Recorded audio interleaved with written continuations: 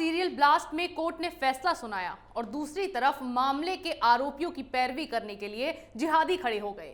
भारत का अग्रणी इस्लामिक संगठन जमीयत उलेमाए हिंद इन आतंकवादियों को सजा मिलते ही इनके पक्ष में खड़ा हो गया है और इस्लाम की दुहाई देकर ये कट्टरपंथी फिर एक बार मुसलमानों को बरगलाने का काम कर रहे हैं। देखिए ये रिपोर्ट।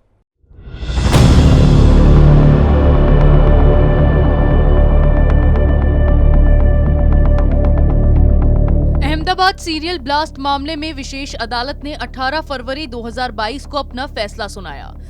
कोर्ट के फैसले के तहत 38 आतंकियों को फांसी की सजा सुनाई गई, साथ ही 11 को आजीवन कारावास की सजा सुनाई गई थी। लेकिन कट्टरपंथी संगठन अपनी हरकतों से बाज नहीं आ रहे हैं। कोर्ट के फैसले के बाद अब इन आतंकियों के बचाव में जमीयत उलेमाए हिंद आगे आया है। उसने इसके लिए उच्च अदालतों में कानूनी लड़ाई लड़ने की बात कही है। वहीं ब्लास्ट के मास्टरमाइंड सफदर नागौरी ने संविधान की जगह कुरान को तरजीह देने की बात की है। नागौरी को भी फांसी की सजा सुनाई गई है और फिलहाल वे भोपाल सेंट्रल जेल में बंद हैं। जमीयत के राष्ट्रीय अध्यक्ष मौलाना सैयद अरशद मदनी ने विशेष अदालत के फैसले को अविश्वसनीय बताया है। साथ ही इस फैसले को हाईकोर्ट में चुनौती देने का ऐलान किया है। मौलाना अरशद मदनी दारुल उलूम देवबंद के प्रिंसिपल भी हैं। रिपोर्ट के अनुसार मदनी ने कहा है कि जिसको सजा सुनाई गई है उनकी हाईकोर्ट में पैरवी के लिए देश के नामी वकीलों की फौज उतारी जाएगी और जरूरत पड़ने पर सुप्रीम कोर्ट जाने की भी बात उन्होंने कही है। वहीं एक रिपोर्ट के अनुसार ब्लास्ट के मास्टरमाइंड सफदर नागौरी को सजा सुनाए जाने के बाद उसके चेहरे पर कोई शिकन तक नहीं दिखा। उसने जेल अधीक्षक से कहा, संविधान हमारे लिए मायने नहीं रखता, हम कुरान का फैसला मानते हैं।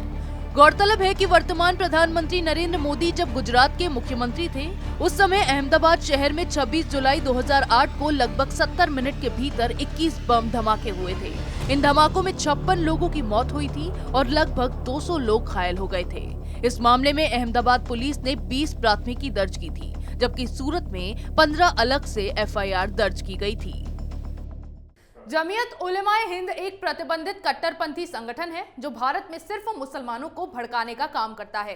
ये वही संगठन है जिसने हाल में हिजाब को लेकर कॉलेज कैंपस में अल्लाहू अकबर का नारा लगाने वाली मुस्कान को 5 लाख रुपए का ड्राफ्ट सौंपा था और उसे इस काम के लिए सराहा भी था। अब ये जिहादी आतंकियों के पक्ष में खुलकर सामने आ गए हैं, जिससे इनके भयावह मंसूबों का अंदाजा लगाया जा सकता है। ऐसी खबरें हम आपके लिए लाते रहेंगे, तब तक के लिए देखते रहिए कैपिटल टीवी।